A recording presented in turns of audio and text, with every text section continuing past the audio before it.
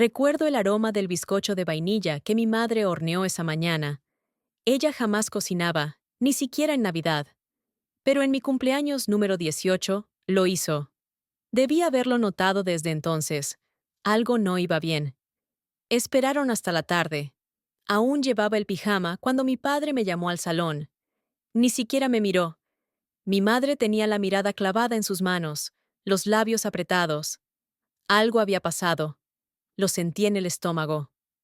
Siéntate, dijo él, con esa misma frialdad que usaba cuando de niña se me caía un vaso con leche.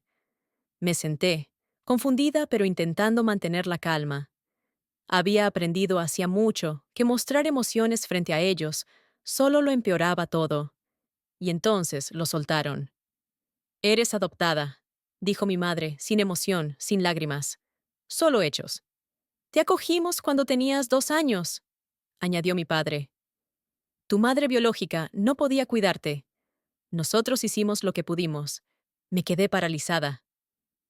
Creemos que ya es hora, continuó ella, de que encuentres tu propio camino. Ya eres mayor. Entonces, mi padre sacó una bolsa de lona de debajo del sofá y la empujó hacia mí. Ahí tienes algo de dinero. Y ropa. Hemos arreglado para que te quedes en un albergue hasta que consigas trabajo. Me estaban echando. En mi cumpleaños. No lloré. No grité. Me puse de pie, despacio, y asentí con una pequeña sonrisa. Gracias, dije. No se dieron cuenta de cómo apretaban mis dedos la correa de la bolsa. No notaron el destello en mis ojos, porque lo que no sabían, lo que jamás podrían haber adivinado, era que 3 semanas antes yo había encontrado la carta. Estaba escondida en el fondo de un cajón del pasillo, debajo de viejos documentos fiscales. Un sobre dirigido a una mujer llamada Elena Ramírez. Dentro había un certificado de nacimiento, con mi nombre, y el suyo como madre. Ningún padre. La busqué en Internet. Incluso fui a la biblioteca a leer periódicos antiguos. Y lo que descubrí me dejó tan impactada que no se lo conté a nadie. Aún no. Mi madre real no había sido incapaz. Se la llevaron. Y ahora, mientras cruzaba la puerta de la casa donde había vivido toda mi vida, no me sentí abandonada. Me sentí preparada. Porque no me iba con vergüenza. Me iba con un plan. El albergue olía a lejía y a aire rancio. Un sitio donde acabas cuando ya no tienes dónde ir. Esa primera noche dormí con la espalda contra la pared, abrazando la bolsa como si fuera valiosa.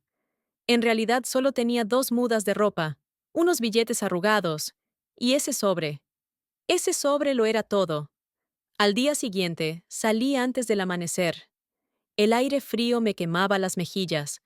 Caminé 1 hora hasta la biblioteca pública, mi único refugio real.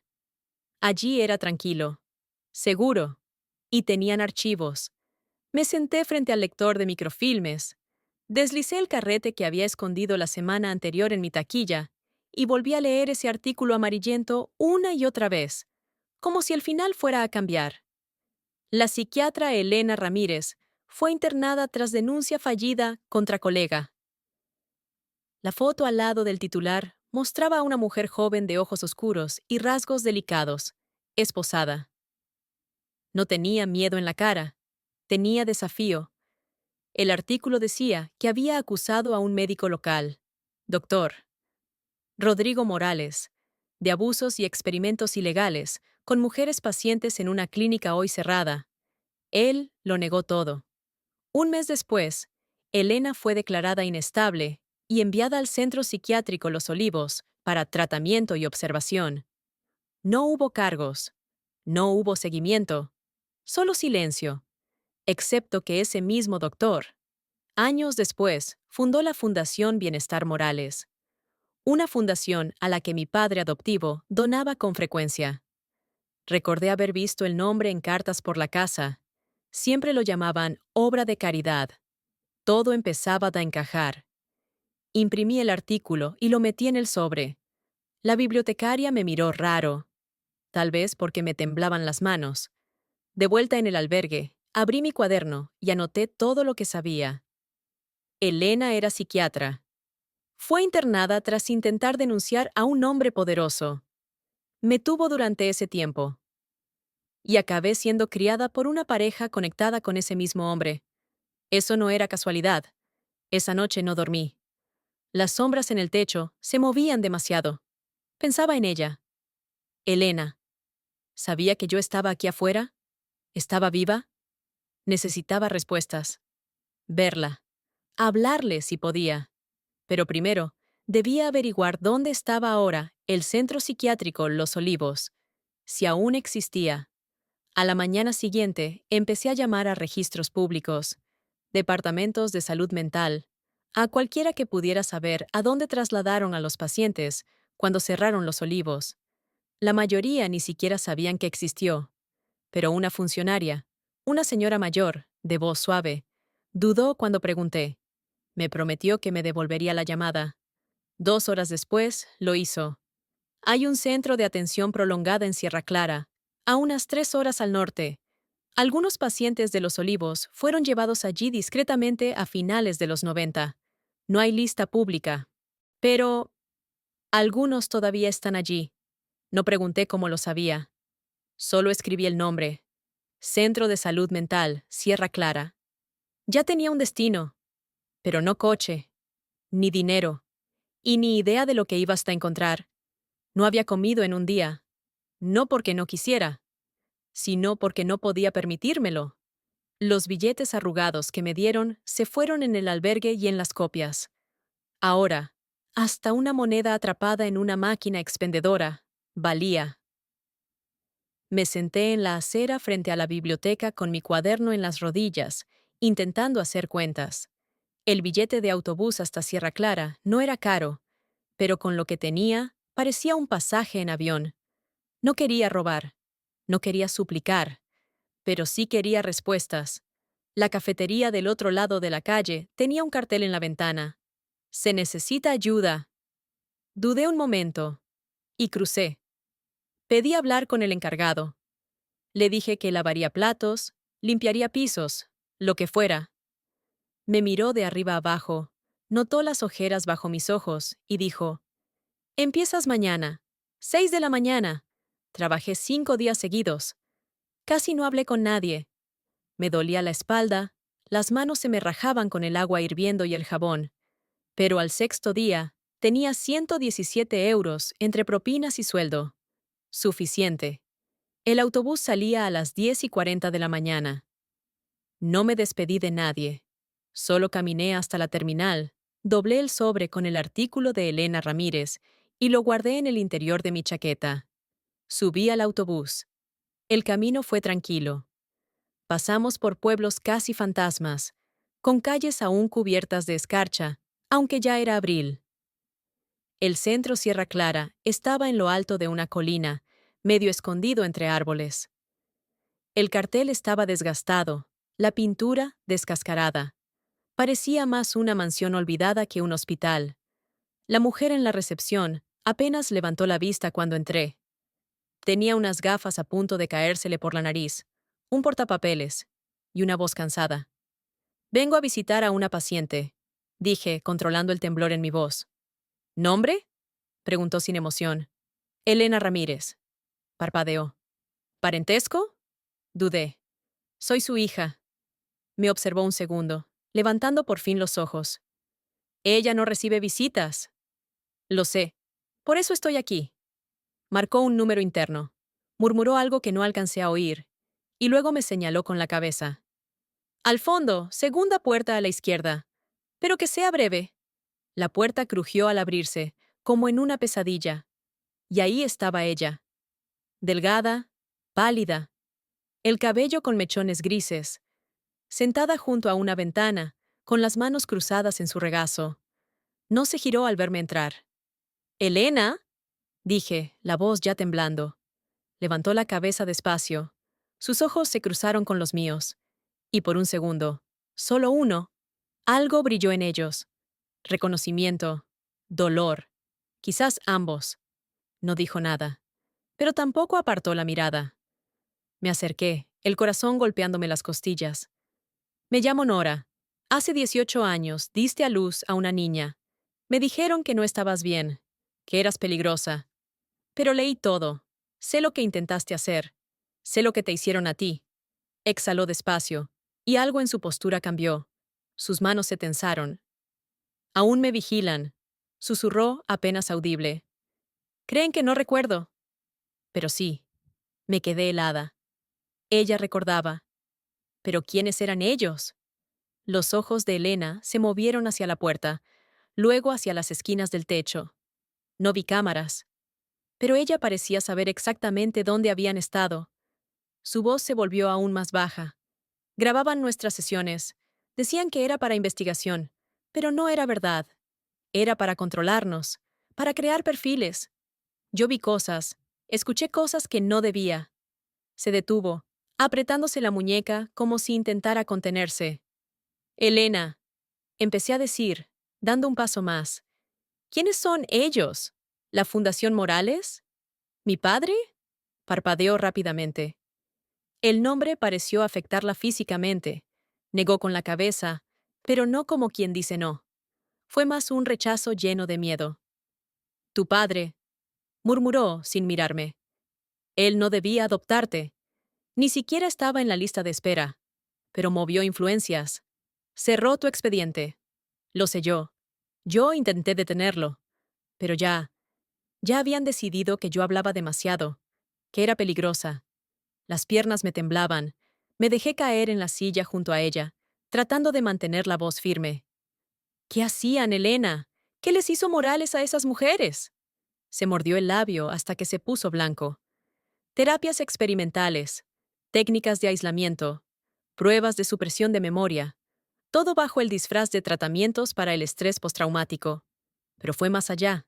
Probaban drogas, manipulación del comportamiento, con mujeres que nadie extrañaría. Algunas eran adictas, otras simplemente esposas incómodas. ¿Y tú? Pregunté. Yo documentaba todo. Era joven, idealista. Creía que la ética significaba algo. Envié un informe a la Junta Médica del Estado. Una semana después me suspendieron. Luego me arrestaron. Y después, este lugar. Su voz se quebró. Los ojos se le llenaron de lágrimas. No lloraba desde hacía años. Podía notarlo. Se había entrenado para no hacerlo. Supliqué que me dejaran verte. Cuando me dijeron que ya te habían entregado. No supe dónde, ni con quién. Me trasladaron aquí. Dijeron que era un peligro para mí misma. Pero nunca dejé de preguntarme por ti. Metí la mano en mi bolsa y saqué el sobre. Ya no tienes que seguir preguntándote, le dije. Elena tocó los papeles doblados como si fueran a deshacerse en sus dedos. Durante un largo instante, no dijo nada. Y luego, no deberías estar aquí. Si ellos saben que me encontraste. No me importa. La interrumpí, con voz más firme. Tú no estás loca. Nunca lo estuviste. Y voy a demostrarlo. La mano de Elena se lanzó de repente y apretó la mía con una fuerza inesperada. No confíes en nadie con una placa. Ni una bata blanca. En este mundo, no. De pronto, se oyeron pasos por el pasillo. Todo el cuerpo de Elena se tensó. Una sombra pasó frente a la puerta. Se enderezó en la silla, la mirada vacía, la postura impecable. La enfermera abrió la puerta con una sonrisa forzada. Lo siento, se acabó el horario de visitas. Elena no volvió a mirarme. Solo entrelazó las manos y giró el rostro hacia la ventana. Me levanté, el corazón acelerado. Al pasar junto a la enfermera, ella se inclinó un poco y murmuró: No eres la primera que pregunta por ella. Pero la última chica no volvió. Cerró la puerta detrás de mí antes de que pudiera responder. El frío me golpeó como una bofetada en cuanto salí del centro Sierra Clara. El vaho salía de mi boca y los dedos me temblaban. No solo por el clima, sino por todo lo que acababa de oír. Mi madre no era una paciente, era una prisionera. No fui directo a la parada del bus. Encontré un banco bajo un roble seco y me senté, mirando el letrero descolorido del centro en lo alto de la colina. Mis pensamientos iban a mil. Otra chica había venido antes que yo. Alguien más trató de descubrir la verdad. y ahora estaba desaparecida. La enfermera no lo dijo como una amenaza, pero se sintió como una. De regreso en Sierra Clara, el pueblo, alquilé una habitación en un motel barato. Papel tapiz agrietado, una llave que apenas giraba. No pude dormir. Pasé la noche entera buscando en foros, archivos digitales, hasta en hilos de Reddit, cualquier cosa sobre el centro Sierra Clara, Los Olivos o pacientes desaparecidos. Nada. Era como si hubieran borrado toda su historia. Entonces enfoqué mi atención en la Fundación Morales. Ese nombre no me dejaba en paz desde que lo vi en las cartas del despacho de mi padre adoptivo. Su sitio web era impecable, rostros sonrientes, retiros de bienestar y frases cuidadosamente redactadas sobre sanación holística para mujeres en crisis. Mentiras. Una fachada. Empecé a revisar declaraciones fiscales, informes públicos, archivos legales, cualquier cosa que pudiera encontrar. Y entonces lo vi. Un nombre. Escondido entre papeles administrativos. Tomás Brenner. Aprobó una adquisición de la fundación relacionada con materiales de investigación para el cuidado de pacientes, el mismo año en que cerraron Los Olivos. Sentí el estómago caer. Ese es el verdadero nombre de mi padre adoptivo. Nunca fue solo un donante. Era parte de todo. Un director. Uno del círculo íntimo. Ayudó a Morales a encubrirlo todo. Tal vez incluso ayudó a que internaran a Elena. Y luego me llevó a casa. Yo nunca fui un acto de caridad, ni una casualidad. Fui un trofeo. Una prueba de que el sistema funcionaba, de que podían destruir una vida y criar a su hija como si nada. La rabia me sacudió por dentro, pero debajo de ella, una helada sensación de miedo. Ellos tenían poder, influencias. Ya habían borrado a otras personas antes. La enfermera no me estaba advirtiendo por amabilidad. Me estaba diciendo que corriera. Pero yo no iba a correr. Necesitaba pruebas. Busqué registros públicos del personal del centro y encontré un nombre. Enfermera Janet Kellor. El mismo que vi en la plaquita de su uniforme. Con algo de esfuerzo, di con su perfil de Facebook. No tenía publicaciones. Solo fotos de su gato. Pero un comentario antiguo me dio una pista. Bajo una foto de una conferencia, alguien escribió: ¿Aún trabajando en turno de noche en Sierra Clara? Pobrecita, ese lugar está embrujado. Le escribí. No esperaba respuesta, pero le conté quién era. Le dije que había hablado con Elena y que necesitaba su ayuda para sacar la verdad a la luz. Pasó una hora, luego 2, y a las 2:14 de la madrugada llegó el mensaje. Reúnete conmigo. Entrada trasera. Mañana a medianoche. Si alguien te ve, di que estás perdida. El viento esa noche era como cuchillas. Atravesaba mi chaqueta como si fuera de papel. A medianoche, el centro Sierra Clara no parecía un hospital. Parecía un animal escondido, conteniendo el aliento. No había coches, no había voces. Solo silencio y sombras bajo la luna. Rodeé el edificio por el camino de grava, esquivando piedras rotas y escarcha. La puerta decía, solo mantenimiento. Se abrió con un crujido antes de que pudiera tocar.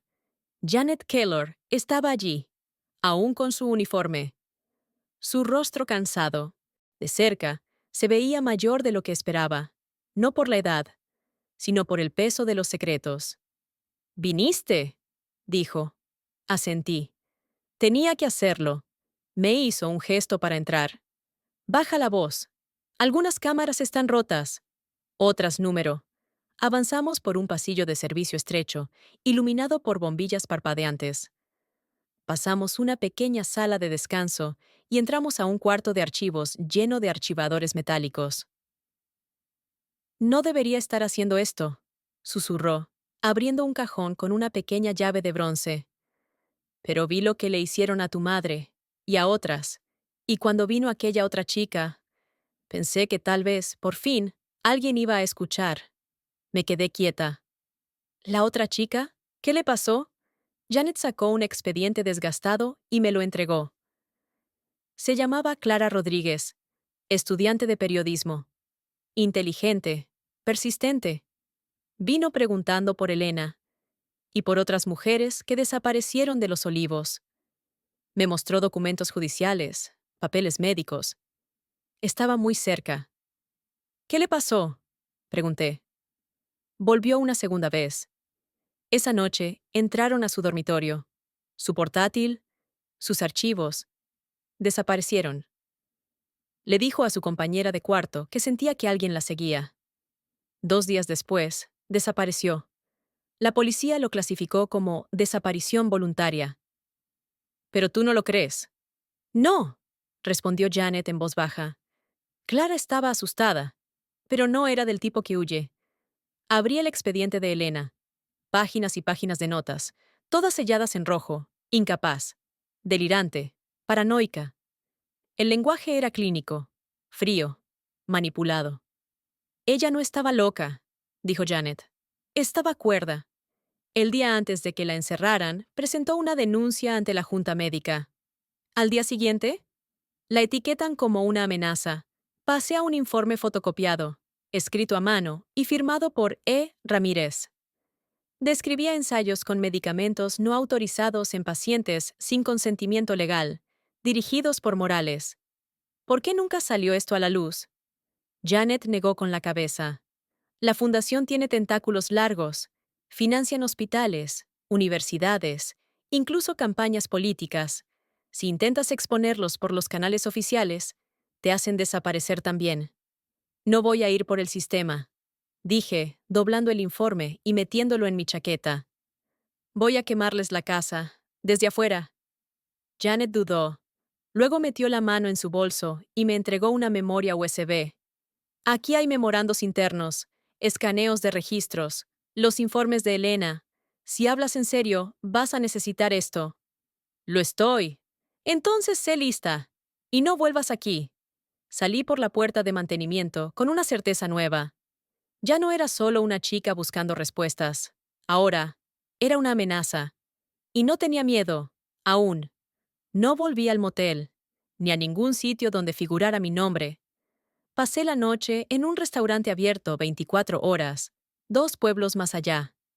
Me senté en una esquina, con una taza de café que no podía pagar, mirando la memoria USB en mi mano como si fuera dinamita. No tenía ordenador, solo mi móvil, y no podía conectar ese dispositivo a nada rastreable. Al mediodía, encontré una tienda de segunda mano. Pagué en efectivo por un Chromebook viejo y rayado. Fui a la biblioteca pública, me escondí en el fondo, entre estanterías olvidadas de biografías polvorientas, y conecté la memoria. Tardó 3 minutos en cargar, y aparecieron las carpetas. Registros de pacientes, notas de tratamientos experimentales, memos, fundación, privado, Dr. R.M. Registro de traslado, E. Ramírez. Se me secó la garganta. Abrí primero los registros de pacientes, páginas de notas frías y técnicas, referencias codificadas a pruebas de sedación, regresión, sesiones de obediencia conductual.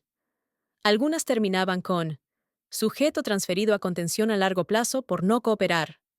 Sin nombres, solo números. Después abrí los memos de la fundación. Muchos llevaban la firma digital de Tomás Brenner. La paciente ER sigue representando una amenaza reputacional. Se recomienda continuar confinamiento y mantener el statu quo. Riesgo de exposición mediática. En 2008 detectado. Resuelto. Informe interno de Rodríguez. Indica brecha. Monitorear y escalar. El nombre de Clara. Sabían que estaba investigando. La vigilaban. La dejaron acercarse. Y luego la borraron. Las manos me temblaban al abrir la carpeta Privado. Dr. R.M. Archivos de video. Docenas. Sin títulos. Solo fechas. Abrí uno de 2005. Una sala oscura. Una mujer atada a una silla. Habla arrastrada. Una voz masculina fuera de cámara haciendo preguntas suaves, dirigidas. ¿Crees que estamos aquí para hacerte daño, Elena? La voz era conocida. Fría. Suave. Morales. No, susurró ella. Usted es... Me ayudan a olvidar. Cerré el portátil de golpe. Eso no era terapia, era programación. Tenía que moverme. Rápido. Contacté con todos los periodistas independientes que pude encontrar. Foros, grupos de filtraciones anónimas. Incluso envié el contenido completo de la memoria a un correo cifrado vinculado a un podcast sobre informantes. La mayoría no respondió, pero un nombre llamó mi atención. Raquel Alcázar, ex reportera de investigación, despedida por seguir una historia sobre tratamientos psiquiátricos inhumanos en instituciones estatales. Los rumores decían que siguió investigando, aunque fuera del sistema. Le escribí. Tengo pruebas de experimentos avalados por el Estado en mujeres. Tengo nombres, videos, y creo que una chica llamada Clara Rodríguez intentó contactarte una vez. Desapareció. Por favor, ayúdame. Esperaba silencio, pero una hora después respondió. ¿Dónde estás? Llevo 15 años esperando esto.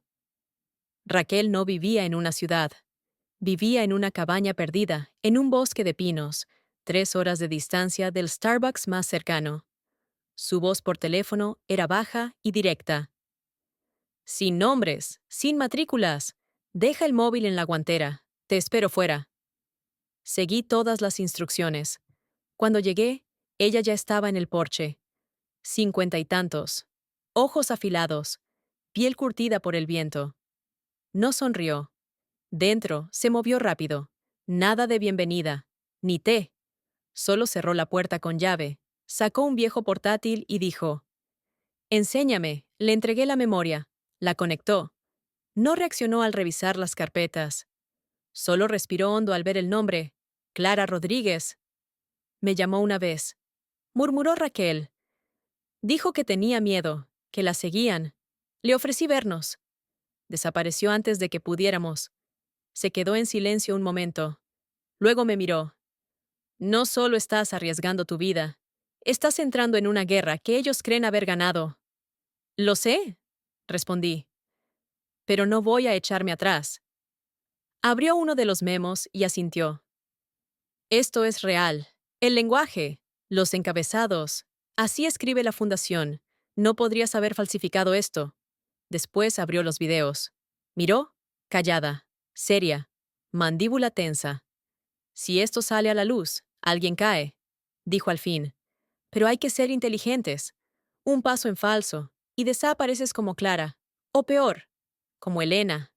Viva, pero enterrada. Se inclinó, su voz un susurro. Tenemos que hacer esto demasiado grande para que puedan ocultarlo. Iremos con aliados de confianza, exfiscales, redes de informantes, y cuando lo soltamos en todas partes. A la vez. Asentí, porque sabía que no solo estábamos luchando por la verdad, estábamos luchando por Elena, por Clara, y por lo que quedaba de mi vida robada. Raquel se movió rápido. En 24 horas, la memoria fue duplicada 6 veces y enviada por correo a 6 personas distintas en todo el país: exfiscales, abogados de derechos humanos, 2 podcasters y una red clandestina de filtraciones. Cada persona recibió una contraseña única, enviada a través de llamadas cifradas. Así es como matas a un monstruo, dijo Raquel. Le quitas el alimento, el secreto. Mientras tanto, redactaba un informe completo para acompañar las pruebas, hilando todo como una sola verdad. Trabajó toda la noche. Yo apenas dormí. Pero a la mañana siguiente desperté con un mensaje de voz. Era de él, Tomás Brenner. Su voz era firme, serena, como siempre, controlada, como si ya supiera lo que venía. Nora, sé lo que has estado haciendo. Quiero hablar. Me lo debes. Me quedé mirando el móvil. El estómago se me retorció. No le debía nada. Raquel levantó la vista de su portátil. No vayas. Pero tenía que hacerlo. Necesitaba mirarlo a los ojos. Una última vez. Nos encontramos en un lugar público. Una vieja estación de tren, semiabandonada. Cámaras. Testigos. Me mantuve a distancia. Él llevaba su típico abrigo beige y esa sonrisa paternal como si nada hubiera cambiado. Has crecido en una chica muy lista, dijo. No, le corté. No finjas que me criaste por amor. Su expresión titubeó. ¿Crees que esto fue fácil? ¿Que lo hice por gusto? No, dije. Creo que lo hiciste por control. Guardó silencio. Luego asintió levemente. Todo lo que descubriste es peligroso. No solo para mí. Para ti. Para Elena. Si lo publicas, la gente saldrá herida. Lo sé, respondí, sin apartar la mirada. Y ya lo están. Dio un paso más cerca. No tiene por qué acabar mal. Aún estás a tiempo. No me moví. Y entonces, en voz baja, dije, ya salió. Se quedó inmóvil. Su rostro cambió. La calma se desmoronó, dejando ver algo mucho más frío. Esto te destruirá a ti también, escupió. No, susurré. Me libera. Me di la vuelta y me marché. No miré atrás. La noticia estalló 2 días después. Todo comenzó con un episodio de podcast, audio sin filtrar de los videos que recuperé. Después vinieron los artículos, los documentos, los escaneos de historiales manipulados, las declaraciones de testigos, un reportaje anónimo sobre Clara Rodríguez, mencionando nombres. Y luego, el video. Elena, en aquella sala. Su voz arrastrada. Sus ojos vacíos. La gente escuchó. La gente vio. Para el final de la semana, Los Olivos era tendencia. En 10 días, el fiscal general del Estado anunció una investigación formal. Se emitieron citaciones. El nombre de Tomás Brenner apareció junto al de Ricardo Morales y 3 más en una demanda colectiva presentada por las familias de expacientes. Nora nunca pensó que el mundo se iba sin importar, pero sí lo hizo. Raquel la protegió, la mantuvo fuera del radar mientras la tormenta mediática rugía. Pero los pensamientos de Nora siempre estaban en Sierra Clara. Tengo que sacarla de ahí, le dijo a Raquel una mañana, antes de que decidan que es demasiado peligrosa para seguir viva. Raquel hizo una llamada. Al anochecer estaban en camino. Sierra Clara no se resistió. Después de la filtración, el personal tenía miedo. Algunos ya se habían marchado. La enfermera Janet las recibió en la puerta con una tabla en la mano. La sedaron, discretamente. Pero sigue lúcida. Tienen que darse prisa. Nora la encontró en la misma silla, junto a la ventana. Mamá, susurró arrodillándose. Nos vamos. Los ojos de Elena estaban vidriosos, pero su mano se movió, lenta, segura. Tocó la mejilla de Nora. Me encontraste. Siempre lo haría, dijo Nora, con lágrimas a punto de caer. No importa lo que te hayan hecho. Salieron juntas, sin alarmas, sin hombres de blanco, solo el viento y la luz del crepúsculo. Las semanas siguientes fueron un torbellino. Protección legal, atención médica, terapia y el reencuentro de Elena con un mundo que la había olvidado. El juicio, aplazado, demorado, pero no archivado. Tomás Brenner no volvió a llamar. Fue acusado 3 meses después. ¿Y Clara? Raquel siguió investigando. 6 meses después de la filtración, encontraron a una mujer viviendo con otro nombre en un pequeño pueblo de Oregón. Nerviosa, cautelosa, pero viva. Su nombre era Clara Rodríguez. Nora voló para verla. Hablaron durante horas, no sobre lo que perdieron, sino sobre lo que iban a construir. Juntas.